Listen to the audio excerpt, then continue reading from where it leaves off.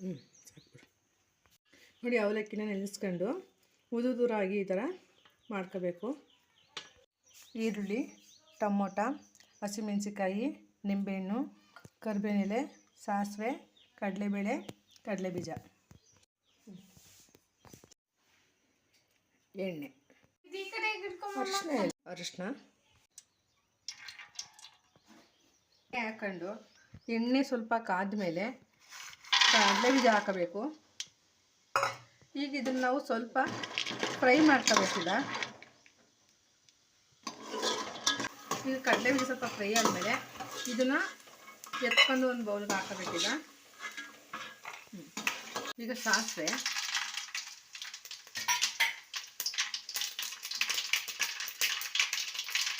ಹಸಿಮೆಣಸಿಕಾಯಿ, ಕರಿಬೇವು,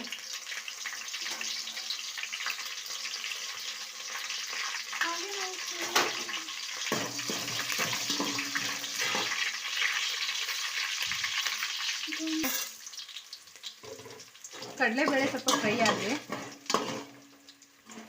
ಈಗ ಸ್ವಲ್ಪ ಒಂಚೂರು ಫ್ರೈ ಆದ ನಂತರ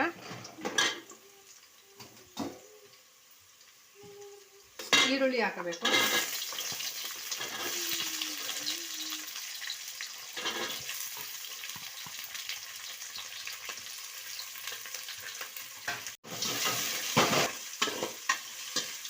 ಈರುಳ್ಳಿ ಸ್ವಲ್ಪ ಫ್ರೈ ಆಗಲಿ. ಈಗ ಒಂದು ಅರ್ಧ ಸ್ಪೂನಷ್ಟು ಅರಿಶಿನ,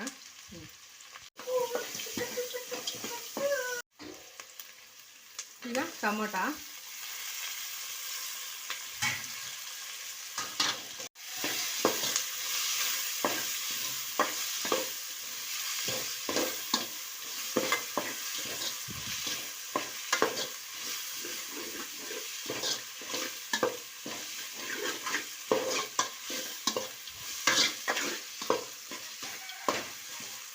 ಈಗ ಇದು ಟೊಮೊಟೊ ಮತ್ತು ಈರುಳ್ಳಿ ಬೇಗ ಫ್ರೈ ಆಗಬೇಕಂದ್ರೆ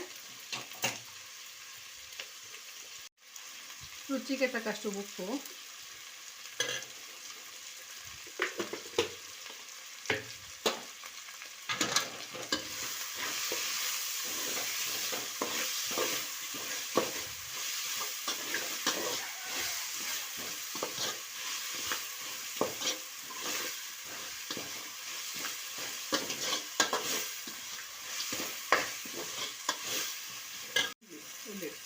ಈಗ ನೆನೆಸಿ ಇಟ್ಕೊಂಡಿರ್ತಕ್ಕಂಥ ಅವಲಕ್ಕಿಯನ್ನು ಈ ರೀತಿ ಉದುರಾಗಿ ಮಾಡ್ಕೊಂಡು ಈಗ ಇದಕ್ಕೆ ಹಾಕಬೇಕು.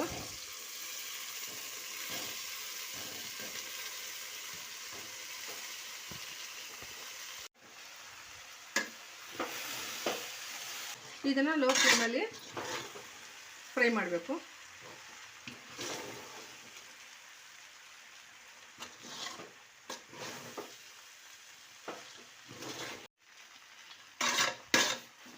ನಾವು ಅವಲಕ್ಕಿನ ಈ ರೀತಿ ಚೆನ್ನಾಗಿ ತಿರುಗ್ತಾ ಇರಬೇಕು. ಈ ರೀತಿ ಮಡ್ಚೋದ್ರಿಂದ ಅವಲಕ್ಕಿ ಎಲ್ಲ ನೀಟಾಗಿ ಫ್ರೈ ಆಗುತ್ತೆ ಮತ್ತು ಎಲ್ಲ ಹೊಂದ್ಕೊಳ್ಳುತ್ತೆ.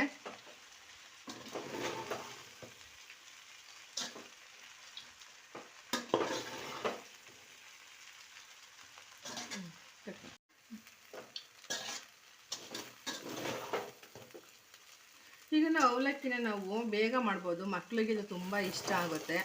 ಮತ್ತು ಇದು ನಾವು ಕೆಲಸಕ್ಕೆ ಹೋಗೋರ್ಗಂತೂ ತುಂಬ ಬೇಗನೆ ಅಡುಗೆನ ಮಾಡ್ಕೊಬೋದು, ನಾಷ್ಟ ತಿಂಡಿನ ಮಾಡ್ಕೊಬೋದು. ಇದು ಈಗ ಇದೆಲ್ಲ ನೀಟಾಗಿ ಮಿಕ್ಸ್ ಆಗಿದೆ. ಒಂದು 2 ನಿಮಿಷ ಹೀಗೇ ಬಿಟ್ಟು ಬಿಸಿಯಾಗಲಿ ಅದು. ಈಗ ನೀಟಾಗಿ ಈ ರೀತಿ ಸ್ವಲ್ಪ ಕೆದಕಿದ್ರೆ ಫುಲ್ಲು ಫ್ರೈ ಆಗಿದೆ. ಆಫ್ ಮಾಡಿ ನಿಂಬೆಹಣ್ಣು ರಸನ ನಾವು ಹಿಂಡ್ಕೋಬೇಕು.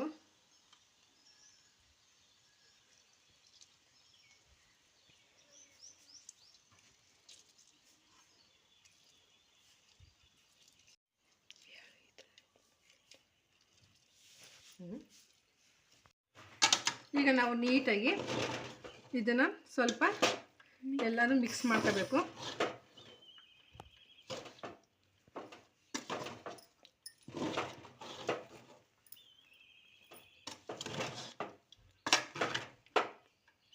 ಎಲ್ಲ ನೀಟಾಗಿ ಮಿಕ್ಸ್ ಆಗಿದೆ. ಮೇಲೆ ನಾವು ಕಡಲೆ ಬೀಜನ ಹಾಕಬೇಕು.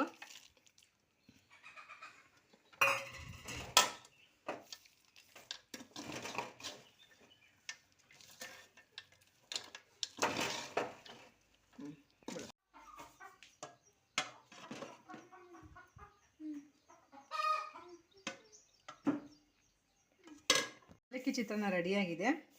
ನೀವು ಕೂಡ ಮನೇಲಿಗೆ ಟ್ರೈ ಮಾಡಿ ಮತ್ತು ಹೇಗೆ ಬಂತು ಅಂತ ಕಮೆಂಟ್ ಮಾಡಿ. ನನ್ನ ಚಾನಲ್ನ ಸಬ್ಸ್ಕ್ರೈಬ್ ಮಾಡಿ, ಲೈಕ್ ಮಾಡಿ, ಶೇರ್ ಮಾಡಿ ಮತ್ತು ನನ್ನ ಚಾನಲ್ನ ಸಬ್ಸ್ಕ್ರೈಬ್ ಮಾಡಿ. Thank you.